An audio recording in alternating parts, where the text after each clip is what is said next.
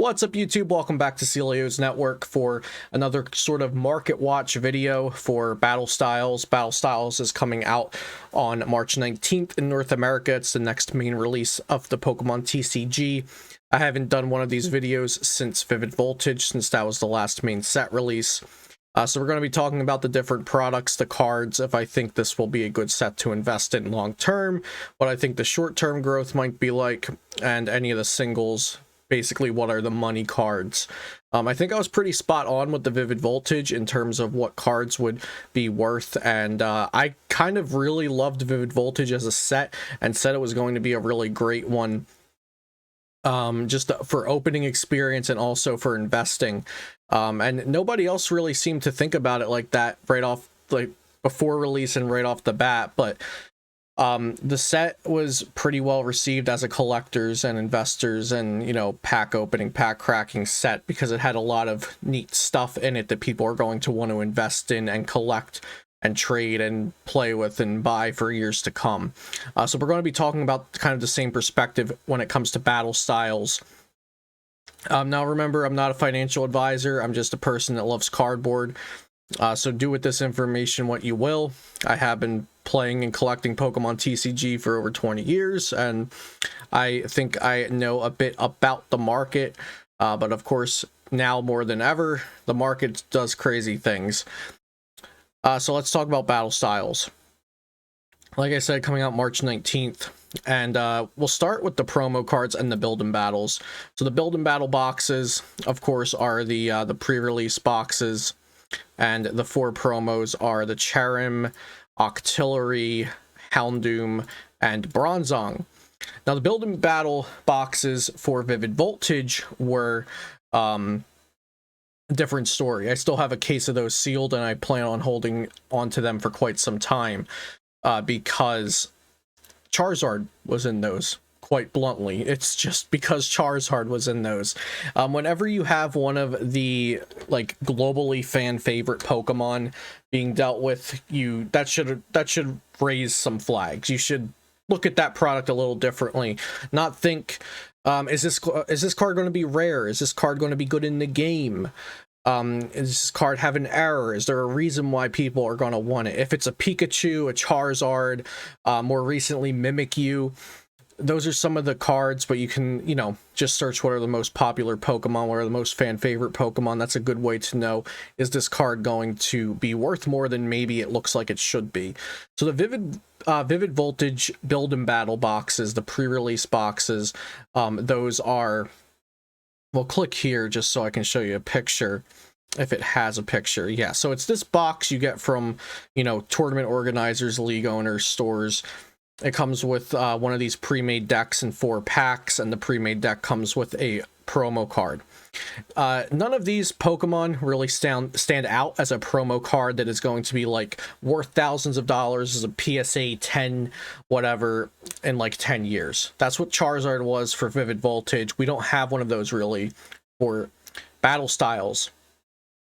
But being in a global pandemic still makes everything like this a little more limited. There's less build and battle kits going out because there's less stores that are even around. There's less stores selling them because there's no in-store pre-releases that are like officially sanctioned by Pokemon, so they're supposed to be doing build and battles at home or pre-releases at home, but these are more limited than they used to be, and that could affect things. So, you know, I won't say that these are not going to grow. I wouldn't say that they're going to grow the same as a typical build and battle box. Like, let's say, you know, Lost Thunder, Celestial Storm, some build and battle kits that didn't have notable promos in them. All of them will age and, you know, always be worth at least a little bit more. You're never going to lose money on these build and battles long term. But the Vivid Voltage build and battles, I bought them for 20 bucks a piece, and they were up to like 80 a piece like 2 weeks later. Like that, I do not expect to happen here. It is a different story. There's no Charizard involved.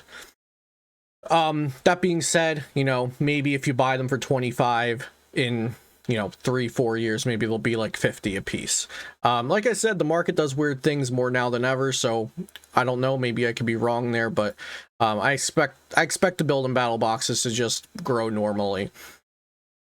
So let's talk about build and battle styles. Battle styles having the same word as build and battle is really messing it up in my head, and I feel like I'm just speaking gibberish. Build and battle styles, build and build. Okay, so there's also these Venusaur Blastoise battle boxes. More battle. Perfect. Since they are Kanto starters, I wouldn't be surprised to see these do something in a few years. Specifically the Blastoise one. I think, you know, these are $25. Holding on to some of these wouldn't be the worst idea. All sets go up eventually if you hold on to sealed product. Like, that's just how sealed product behaves. I could do, you know, more specific videos about that if people are interested and haven't already gotten that with other resources, because a lot of people are on the internet talking about these things these days. But I definitely think this could be something that's worth holding on to. You know, if you can get a case of these or something, just toss them in your storage unit or wherever you put your sealed product. And the Blastoise one, I would imagine to do something in, I don't know, 3 to 5 years, and then as time goes on, it would probably be something that people want just because it's a Blastoise, right? Like I was talking about notable Pokemon, these are Kanto starters. I feel like Venusaur wouldn't be as sought after as Blastoise though, but I may be biased towards Blastoise. But that's not like a, you know, big money, oh my god, everybody needs to buy this. Again, none of this set is going to be like Vivid Voltage was, because Vivid Voltage had Rainbow Pikachu, Full Art Pikachu, Reverse Charizard, and the pre-release stamp Charizard. So different story altogether. Okay, so as far as playability, this set has a lot more though. This is actually a much more playable set, 10 times more playable than Vivid Voltage was in terms of competitive standard format play. However, most of the world does not have official tournaments back yet IRL, so that is not really going to be the main factor we're looking at here. But there are some Pokemon in here that I think are notable. So Mimikyu, I was mentioning earlier, Mimikyu is one of the most popular or most fan-favorited Pokemon, so that's going to be something that we want to look out for, as well as Empoleon. There's also amazing art in this set, which is something to take note of, and there's also alternate rares, which are alternate arts, my bad, which are sort of secret rares. What this set doesn't have as well that Vivid Voltage had for collecting, investing, buying, selling purposes is amazing rares. Vivid Voltage was just a gold mine because it had amazing rares. So if you didn't get Fat Pikachu or multiple Zards in your box, you got a couple amazing rares. You could even get up to 4 amazing rares per box. You know, Vivid Voltage had a lot of stuff. This has a lot of good stuff too, though. It has Gold Level Ball, which if Level Ball becomes a staple, then this is a secret rare version of that staple. At the moment, I don't think this is anything crazy, but if, you know, evolution decks down the line, 2, 3, 4 years down the line become more viable, this is a secret rare Level Ball, so people are going to want it. I don't think it will ever be as sought after as Quick Ball, but could be something. Experience Share, kind of a blah secret rare. Octillery and Houndoom are only going to ever be, for playability worth, only going to ever be worth something as far as the decks they specifically go into.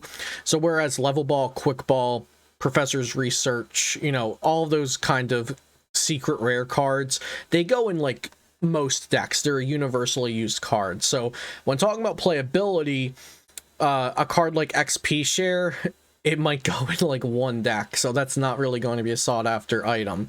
And Houndoom and Octillery, they're kind of constricted where they can be played at based on this going with only Rapid Strike cards and this going with only Single Strike cards.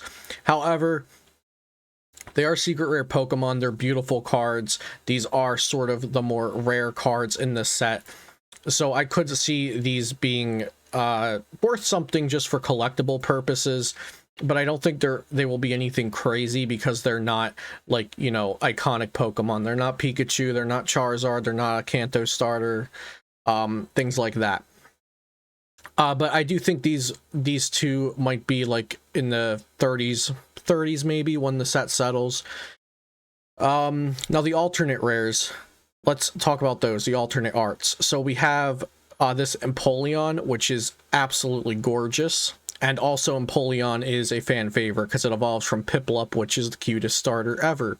We also have this alternate art Tyranitar, which is going for like 100 plus on eBay, like in-hand shipping 100 plus, and I'm recording this on March 6th. So this is going for a lot of money. This is going for a lot right now. Of course, those prices are going to go down. So if you don't need the cards right now, don't buy them. And these alternate arts are also pretty cool, as well as the Urshifu VMAX alt arts. So a lot of really awesome alt arts, as well as full art supporters. We've got Bruno, Cheryl, Karina's Focus, Phoebe, Mustard, and Mustard. I think the Mustards are going to be on the low end. Bruno and Phoebe mid, and then Cheryl and Karina at the highest. Maybe Phoebe will also be high, but I don't think Phoebe will be as high as Karina and Cheryl, since these aren't only collectible but also playable. Karina also on eBay right now over 100 as of March 6th. I'm not sure about Cheryl, but if these ever go down, these are the kind of cards that I would buy up. Like if I ever saw these at like 15-20 bucks near mint, I would just buy as many as I can, because those aren't always going, those are not going to stay at that price if they ever do dip down to that price. Now the other one, like I was mentioning, Empoleon is a fan favorite, as well as Mimikyu. So this full art Mimikyu, I could see this kind of going under the radar at first. We'll have to see. But like secret rare Mimikyu, Gengar Mimikyu, from Unified Minds or Unbroken Bonds, that's really up in price now because it's a Mimikyu card. The Mimikyu full art from Cosmic Eclipse, I believe, is the second most expensive next to the Pikachu because it's a Mimikyu. So Mimikyu's one to watch out for if you can get your hands on a lot of these. That sounds like a good idea, as well as full art Empoleon, and then of course the alt arts. I think Empoleon, Tyranitar are the two main alt arts to be looking for, and then the supporters that will probably be worth the most are probably Karina, Cheryl, then Phoebe, then Bruno, then the Mustards. The rainbow supporters have not been doing as well as the full art supporters, and I definitely understand why, because I don't think the rainbows are as nice as the full art supporters. So yeah, okay, so let's talk about this. So obviously I'm not promoting scalping here. We're talking about investing in the cards. I only bought a case of Vivid Voltage. Should have bought more. I still have 3 of the boxes sealed because they just went up to ridiculous prices, and it was not smart for me to open those packs. But I bought my boxes for $87 a box, and they went up to 300 sold on eBay at one point, and I just bought these boxes in November. So it was really odd because I'd never seen that happen with a Pokemon TCG product before. Ultra Prism did spike because it was short printed, but nothing like this. Like over 300 for brand new booster boxes was kind of crazy that I paid 87 for. I considered selling them on eBay when that happened, or on Pokemart for like $250 shipped, because, you know, when you're selling on a Facebook group, you sell under. But I decided to hold on to them for the long run, and now they're down to like 180, I think, maybe 150, because Pokemon announced that they'll be reprinting the newer sets when they can. But for now, I'm just still holding on to them. When I start my box breaks on Twitch, if the boxes are down to like 140, I'll just sell the packs probably and break them and do it that way, or I'll just open them for my master set for Vivid Voltage. Where am I going with this in terms of battle styles? I don't expect that to happen with battle styles. I do not expect to see $300 battle styles boxes. Why? Because it doesn't have, say it with me now, full art Pikachu and the Pikachu VMAX. The Rainbow Pikachu VMAX, I think, is still holding at like 350, 400 bucks. That is why the boxes are so high right now. But, you know, normal booster boxes, they're usually like 90 a pop. They shouldn't be 300. That's just weird market things happening. And I'll probably make another video talking about that, but Pokemon's very investable right now. Battle Styles is not the investors set that Vivid Voltage was. I mean, anything can be scalped really, so that might happen. Like, I mean, if people just successfully buy the market out of all the Battle Styles product, then it will go up naturally because there will be a demand and no supply. But hopefully that doesn't happen. I've heard that stores are limiting stuff more now.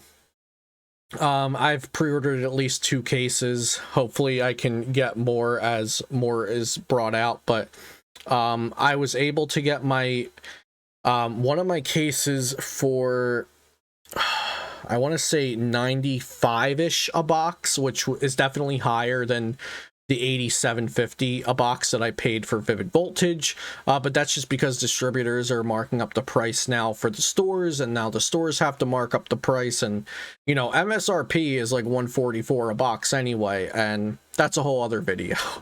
But yeah, if you have any other questions, those were my thoughts on Battle Styles as an investable set.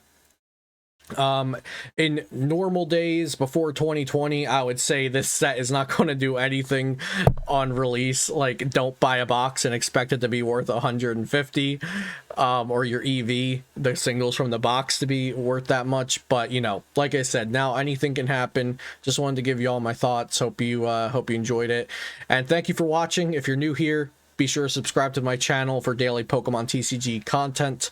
And if you were here and you're just an investor, collector, you know, dirty scalper, whatever it may be, and you want to learn how to play the game, be sure to stick around for other videos that aren't on investing and collecting and whatnot. I do a lot of gameplay, deck profiles, metagaming, teaching the game and everything here, and also on my stream over at twitch.tv/Celios Network. So thank you for watching. Have a great day, and I'll see you next time here on Celios Network.